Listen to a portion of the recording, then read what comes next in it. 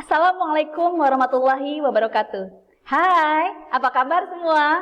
Perkenalkan, saya Bu Nova. Hari ini saya akan mengajarkan kalian bagaimana caranya menulis review. Are you ready?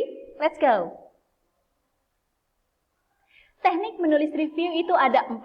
Yang pertama adalah Fishbone Ishikawa, yang kedua adalah paragraf AI, yang ketiga adalah why chart, dan yang keempat adalah desain grafis.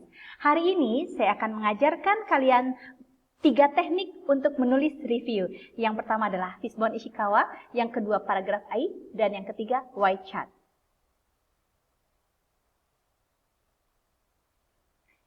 Teknik menulis review yang pertama adalah Ishikawa Fishbone, yaitu teknik menulis review yang seperti tulang ikan, di mana di dalamnya terdapat 5W dan 1H. 5W 1H-nya itu adalah when, where, who, what, why, dan how. Di tulang ekor, kalian harus menuliskan apa judul bukunya, siapa penulisnya, siapa penerbitnya. Dan di bagian kepala kalian harus menuliskan hikmah atau kesan-pesan yang terkandung di dalam buku tersebut. Ini adalah contoh Fishbone Ishikawa yang sudah teman-teman kalian buat. Dan kalian bisa membuatnya lebih kreatif lagi. Teknik yang kedua yaitu paragraf AI. A-I-H. A adalah alasan memilih buku. Apa alasan kalian memilih buku tersebut untuk dibaca? I adalah isi buku yang menarik, ya, rangkuman dari isi buku tersebut. Dan H adalah hikmah atau pesan moral yang terdapat di dalam buku tersebut. Dan ini adalah contoh yang sudah dibuat oleh teman-teman kalian. Kalian pasti bisa membuatnya lebih bagus lagi. Why chart, teknik yang ketiga. Why chart, why dalam bahasa Inggris itu Y. Berarti menulis review di sini seperti huruf Y, di mana di dalamnya terdapat hal berkesan yang terlihat di dalam bacaan, hal berkesan yang terdengar dari bacaan, dan hikmah yang terasa di dalam bacaan tersebut. Dan ini yang sudah dibuat oleh teman-teman kalian. Kalian pasti bisa lebih keren lagi.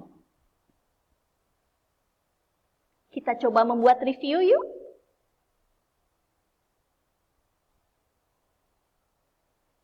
Bacalah kutipan cerita berikut. Baca dengan hati-hati dan diingat baik-baik. Kita mulai ya, baca sama-sama ya. Pentas akhir tahun pun tiba. Pertunjukan demi pertunjukan sudah ditampilkan. Menari, menyanyi, bermain drama, hafalan surat-surat pendek, semua tampil dengan sukses dan lancar. Saatnya paduan suara dan puisi dari kelas Mita. Mita dan teman-temannya naik ke atas panggung satu persatu. Mita yang berbadan kecil berdiri di barisan paling depan. Lanjut ya. Mereka mulai menyanyikan lagu Terima Kasih Guruku.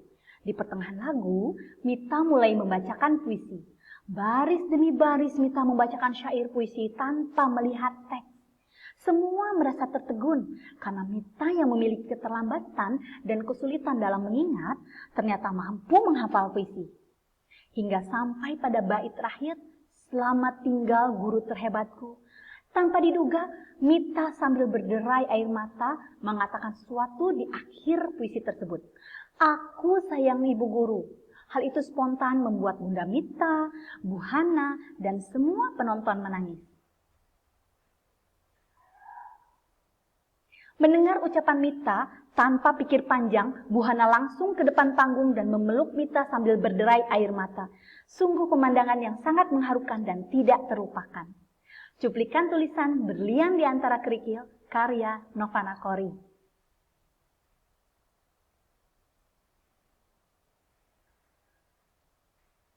Kita coba ya membuat reviewnya ya.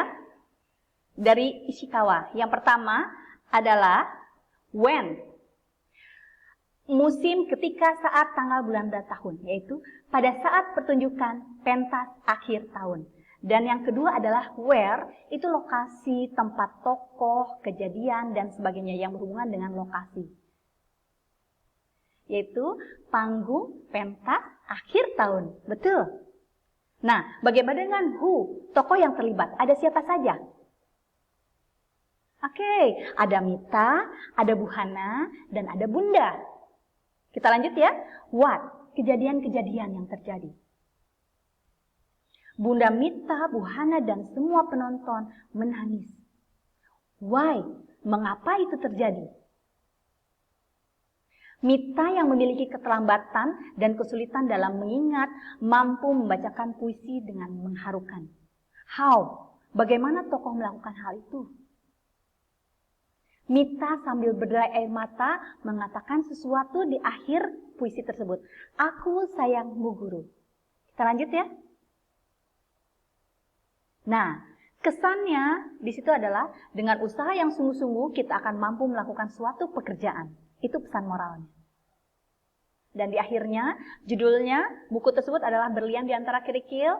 Penulisnya yaitu Nova Nakoi dan penerbitnya Media Guru. Kita lanjut ya. Bagaimana dengan paragraf A? Kalian siap? Ingat kan tadi cuplikan contoh buku tadi yang Berlian di Antara Kerikil. Kita lanjut. Alasannya apa?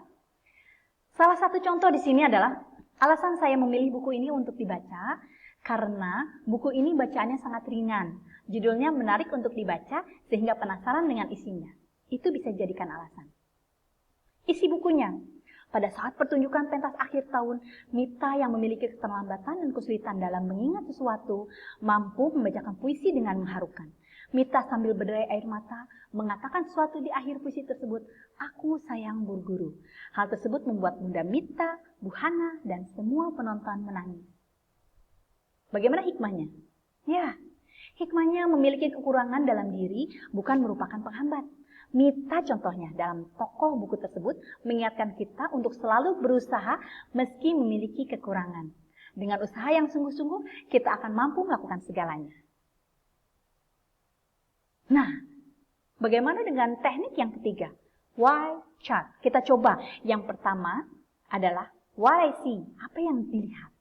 Mita yang memiliki keterlambatan dan kesulitan dalam mengingat sesuatu harus membacakan sebuah puisi perpisahan untuk gurunya bersama teman-temannya.